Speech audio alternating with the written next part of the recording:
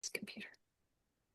Hi, everyone. Welcome to Menopause Chats. I'm delighted that you're here. Today, we are talking to Christy Cobbler, and I'm excited about our conversation and where this is going to lead. So, tell me a little bit about your journey.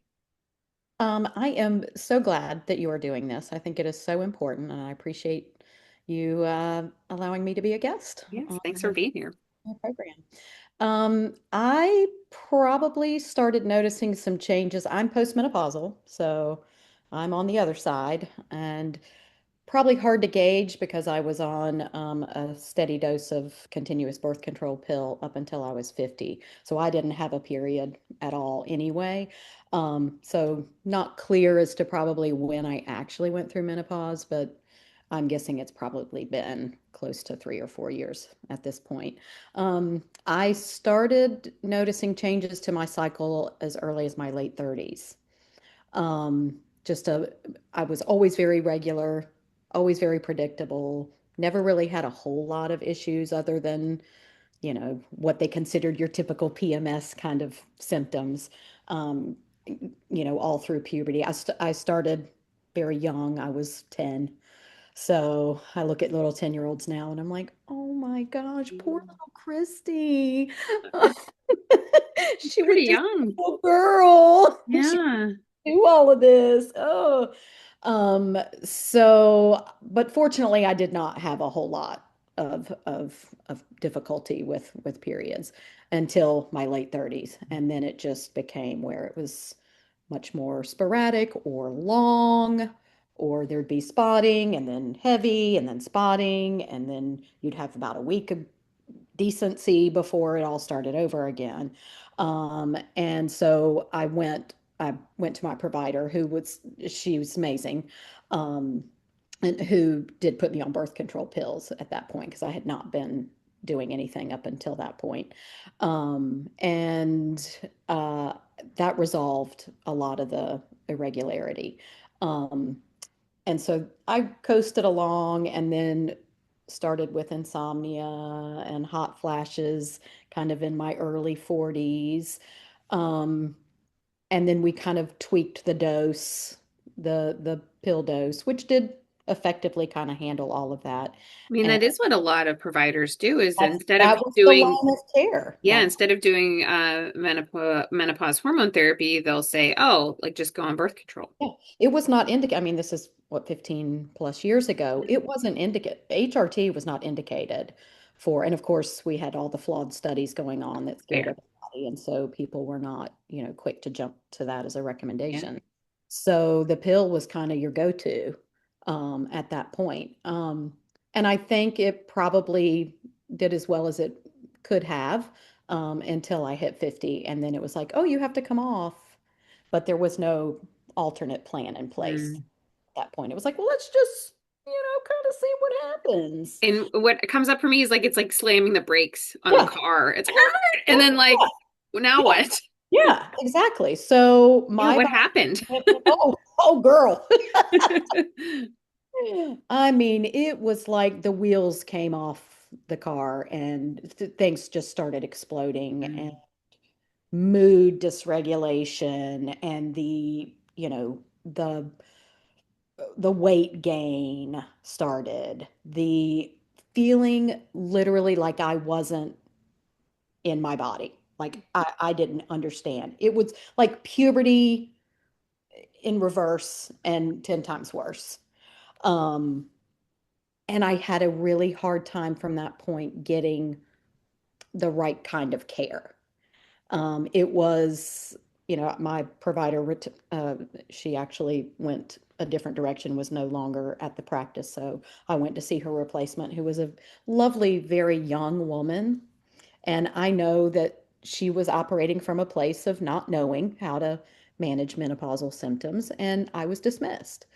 And it was basically like, well, you're 50, this is just Suck kind of it what up. happens. Yeah, this is what happens. With a smile. Suck it up with a Yeah. smile. So I want to go back and see her when she's 50. But anyway, um, it became my responsibility to then start to seek out the right support because I wasn't referred to GYN. It was just like, And you're they the might not even know either. right, but if this isn't something you deal with, then how about, we send you to someone who does. So I sought out a referral myself to a GYN who tweaked my hormones, but also basically told me this is just going to suck. Um, so there was just a lot of being met with not where I didn't feel heard and seen Yeah. and supported, and where it was kind of like, well, we'll try this. Like they didn't even know. So there wasn't this confidence like, oh, things are going to get better. I feel hopeful. It was just kind of like, well, you know, buckle up. And so And we deserve so much more than that, right? exactly. And I think, you know, I was always someone who, or I had a part of me that always was very fixer oriented. And so it can, have its downside, but I think that was my drive to keep searching. Like I'm not settling for this being the best that I can do. Yeah. And I Like it find has to that, get, it has yes. to be better than this. So I continued to persist and try to find a provider who had a special focus on menopause because a lot of GYNs are, more OB focused and, it's a whole different animal. So I finally was able to find a provider who acknowledged, saw me, had game plans. I remember sitting across from her on our first visit, and after our conversation, I just cried. I just sobbed because it was the first time that I felt like someone heard me, Yeah. validated my experience, and said, you know what? Here's what we're going to try. Right. Versus, well, Versus, oh, it's well. what it is. And so I think from that point, it did definitely start to feel like I was, better supported.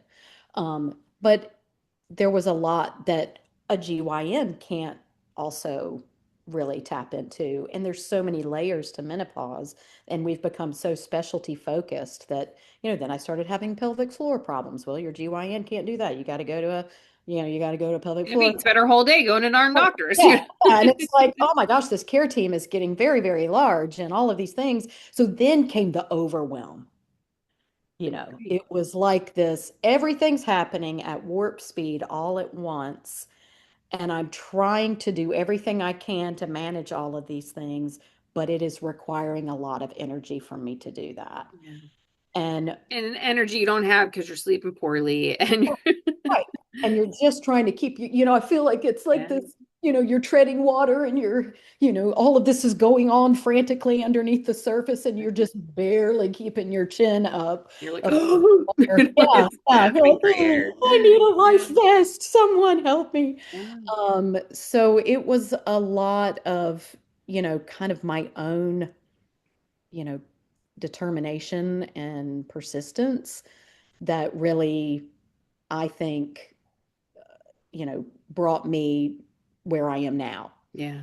And I decided to get my own menopause coaching specialist Yeah. certification in the midst of all of that because I just felt like women deserved to be supported and seen and heard and have access to the right information to get the kind of care that is, best Yeah. for each individual person.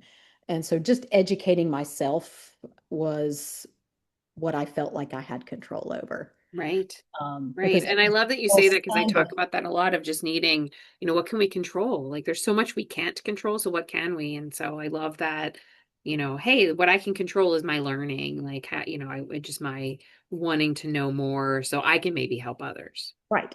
And I kept hearing, I'm a personal trainer as well, and I work with a lot of women, and I've worked in several different, you know, uh, companies that as a fitness professional, and I was hearing the same story over and over and over from women in the perimenopause menopause journey who weren't even identifying their issues as being such. Right.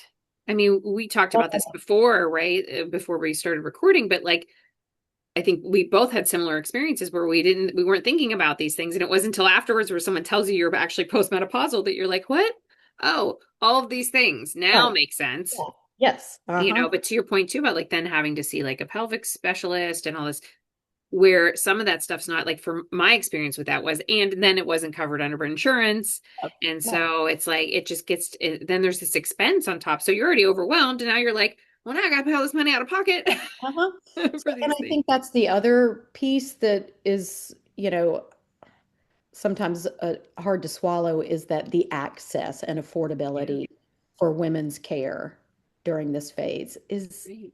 kind of it's not it. We're Right. we're we're a long way away, and I think, and I'm not going to get too much on my soapbox, but I feel like if this were a man's situation, Yeah. this would look a whole lot different. Yeah. And Well, and just the fact that there wasn't a lot of medical study on this anyway, right, yeah. Well, that, because it's not prioritized. I mean, men right. are in charge of the research and kind of, it wasn't their problem, Yeah. so it wasn't really anything to study. And we kind of got conditioned to just think this is just the way it is, and Right. just sit tight and And that's what I'm loving now about these conversations and how it's so much more prevalent. At least I see it a lot more because people are not, this our generation's being like, no, no, no, no. yeah. Like something's got changed. What is this? Why did you not say anything? Yeah, us Gen Xers are like, Yeah. no, wait a Exactly, which is great, minute. and I Yes. was sharing this yesterday in a webinar that I was conducting of I worked with a woman who was in her 20s and we were chatting and I was telling her about this stuff because I wanted her to know now. Like here's the things now probably her mother's going through these things, right? But like for her to know here's what to look out for as you start to get into your mid 30s, late 30s, which is, still a decade away from her. But I'm hoping that that conversation will at least be like, oh, wait, I remember this. Or I have other friends who are 10 years younger than me, right? Who are just in that perimenopause phase. And so now they're like, oh, had we not been friends, I would not have known this. Right. Well, And it's and like, good. yeah. Well, and I think that's the other difference is that our mothers, Right. Gen X mothers, this conversation was not had because they didn't know either. Right. Like Yeah. if we didn't know, they didn't know. Right. And so there just was no conversation in terms of here's what to expect, here's what I'm going Yeah. through. It was Here's how you might be able to get some help. right. And it's just it was kind of a casualty of the time. But I think, now that we know more and we have access to more Yeah. information, like menopause is having such a moment, that we're able to now have these conversations with Yeah. our daughters and other, younger women to help guide them along this process. Yeah. And I have a 33-year-old client who, um, I talk to her a lot about, things to look for, things to maybe get ahead of, Yeah. and the kind of care team to start. And I think a lot of younger people are much better at self-care than we were. Yeah. So, because we taught them to be, right? Right. So I do think that it is going to create some momentum in a very positive direction in terms of going forward. Mm. Um, but there still is a lot of misinformation, over information. I think we can get just kind of bogged down with all the things we should and need to be doing, that it can Yeah. almost kind of create like this, unintentional feeling of inadequacy, like I'm not doing enough Yeah. to make this better.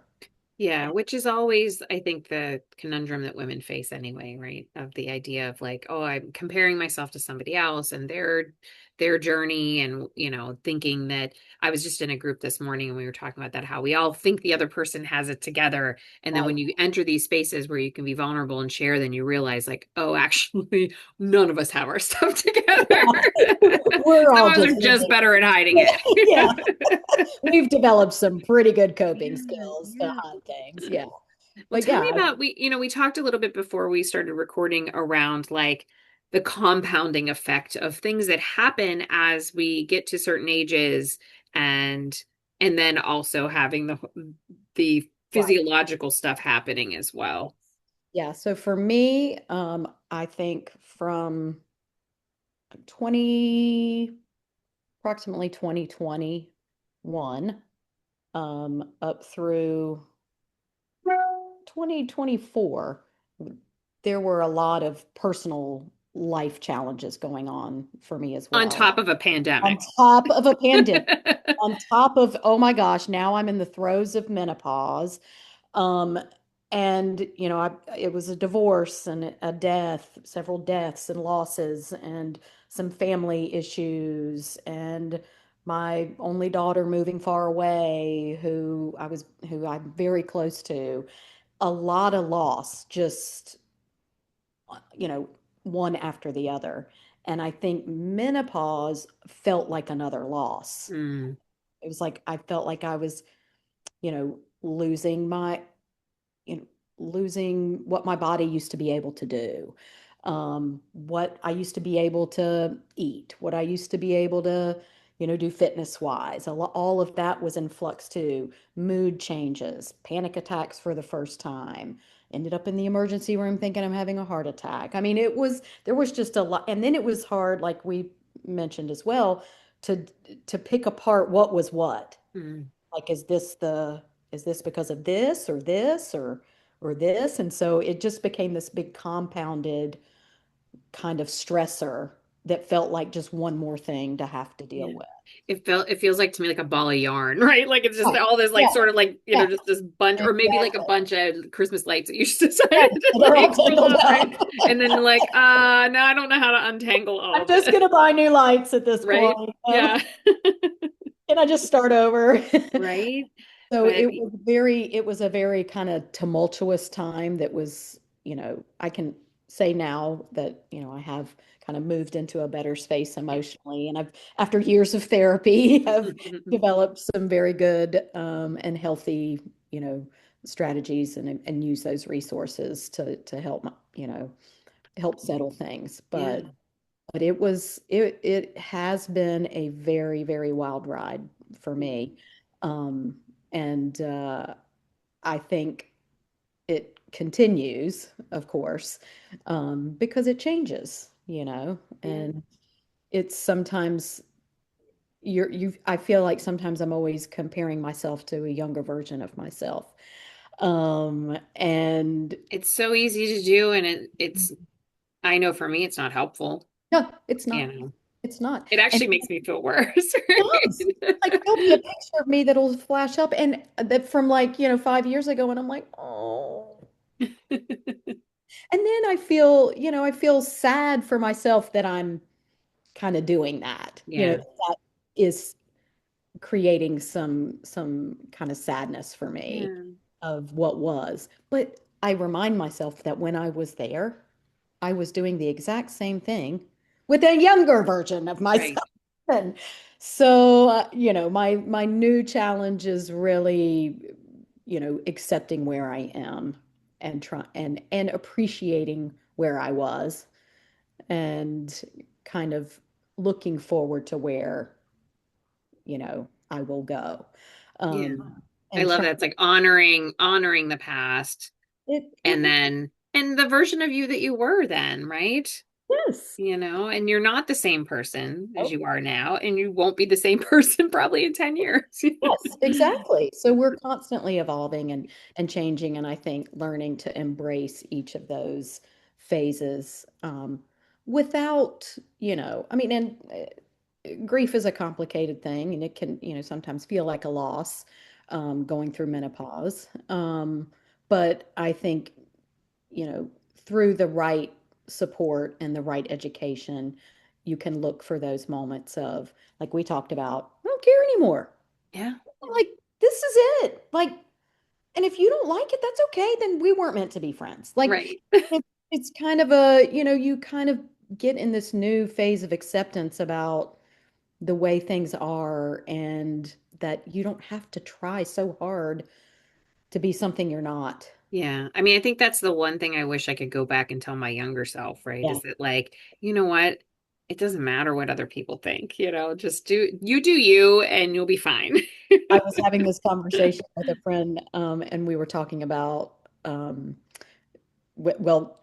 Teenage Dream by Katy Perry was on. Yeah. Like, oh, Teenage Dreams. I was like, yeah, I don't know that the teenage years were particularly dreamy for me. Right. They were filled with a lot of angst, and we were talking about how would you go back or not. And I said, I would love to go back only for a little bit, knowing what I know now. Right.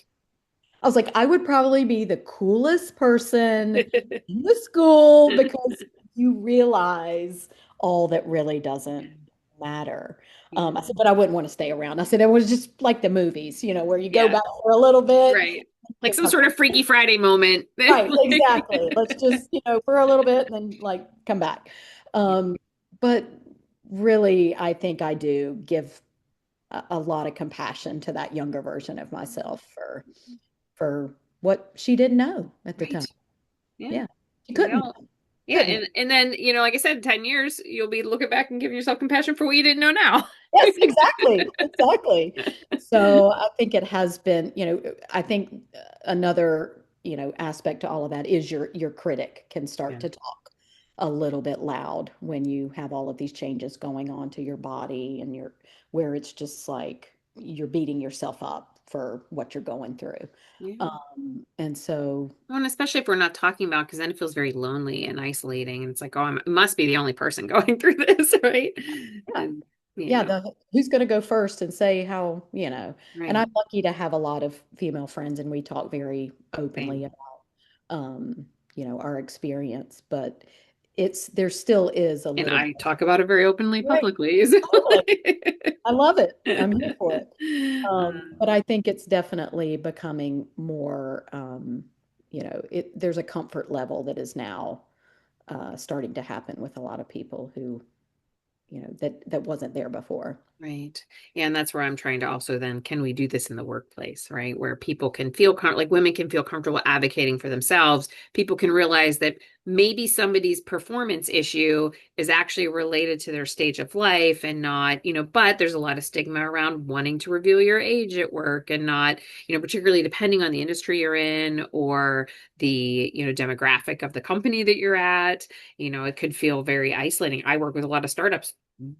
I work with founders whose I literally could be their mom. So I just pretend not to. Well, this week I was interviewing somebody and they were telling me that they were doing a study, that they were involved in a study at one point for the elderly, Mhm. ages 50 to 70. Oh my And gosh. I was like, Oh. I'm like thinking this person has no idea that I'm 50, it's Well, fine. that's a I good didn't thing, say right? anything. I was just like, okay. All right, thank you for that. And I actually messaged my boss. I was like, so today I found out I was elderly. How's your day going?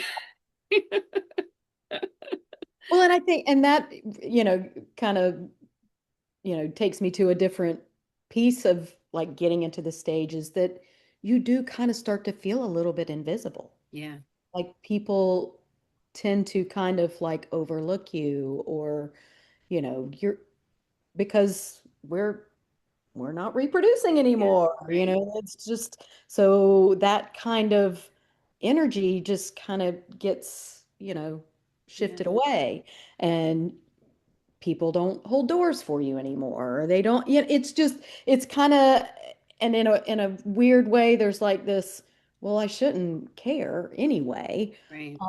But I think when you go from feeling like you had some sort of worth Hmm. in the world to feeling like that has now shifted and what does that look like now? And a Yeah, lot of people kind of discard women as they age. yeah, And we are very obsessed with youth, and it's easy to get caught up in that, kind of notion that we need to keep trying to be young. yeah. Uh, And I think it also depends on where you live too, right? And how much you see that, right? Like I lived in California and it was a very different vibe than here, where I think there's still pockets of it, but it's not as like prevalent. right. Yeah, And for sure. so, I appreciate being like, whew, I don't have to like I think I'd still feel the same way because I've always been this way. I was like, I don't wear a ton of makeup. I never have. Like it's just kind of who I've always been. And, aging gracefully, but still every once in a while where I'm like, what's Yeah, going on here? You know, like, happened? I woke up and I'm a turkey now. What yeah, happened? right. Yeah. I was just like, what is this? Or like the other day I was on a conference call and I'm like, was doing this. And I was like, damn it. This little cheek hair just came out. I have one little one that Have it comes on your out cheek. Okay. and it's like so weird because like, it's like not there, not there, not there. And then all of a sudden it's like a half an inch, It's this you know? long. Yeah. You're like, wait a minute. How did Yeah. that Because I check it, I'm always like, I'm happen? gonna pluck it as Yeah. soon as I see it, but I'm One like, right here, one right yeah, here. and then of course I can't stop playing with it. So I'm like on this conference Yeah. call, and I'm just like this All the entire funny things time. that happen to your body. You're like, wow, Yeah, this is a trip yeah, sometimes. yeah. You're like, No, okay, I wasn't expecting that. Wasn't on the bingo card. yeah, we have that one on the Cheek list. random cheek hair. Range. It's just that's what is men get the hair in places too as they age. His my Yeah. husband's talked about like, oh, his random ear hair. It's like the Yes. same. Oh, yeah. Thankfully, I haven't gotten I was that. gonna say, hopefully we don't have Yeah, that, but right. Just random cheek hair. That's yeah, well, at least, some people get the full mustache. So, yeah, I'll yeah. take a chin here. Yeah. I mean, I've always had a little light, like, like light one anyway. So I do try to take care of that. But yeah, it's just like, what is this? What So, else? Well, in the is there anything you wished that like if you were going to say anything to anyone who's just starting this sort of perimenopausal journey, like what would you say to somebody? find your care team. Mm, Find a good provider that you can trust, that can help advocate for you and with you. I think that's your first line of defense is yeah. just to make sure you've got that person in place that you can go to, and that will hopefully give you the right recommendations and resources for how to address other things that come up outside of the medical piece. Yeah. Um, and that's I mean, that's kind of what I would love to step into is helping women resource, Hmm. giving them kind of a roadmap on how to organize your care team. Yeah. If So someone wanted to work with you, how would they find you? I'm on Instagram and on Facebook, And both. I can drop that in the notes Yeah. too. So, And so they can find me there. And I do personal training as well. So I yeah. do hit a little more on the exercise or fitness movement piece, which actually has shifted as I have gotten, more educated about, you know, exercise and menopause. Yeah. And that can be a little bit different and how we need to honor that and shift a little bit. Um, Oh yeah, because we were talking about cortisol spikes earlier. It's like you don't want to aggravate that on top of. Right, of course. Yeah. So I have found that I've had to well, and I was also diagnosed with a degenerative back Mm, situation, very complicated. So that's also kind of just, automatically limited some of the things that I right. can. But really making sure that we're sensitive to where women are and what's available to them so that we're not, you know, overdoing. Yeah, Um, absolutely. Well, thank you so much for joining us today. I really Thank you appreciate so it much. and for Thank you so sharing your much. story. And if anyone is interested in being a guest, please feel free to reach out to me. I would love to have you. Feel free to comment and share. And otherwise, we both wish you a wonderful rest of your day. Yes.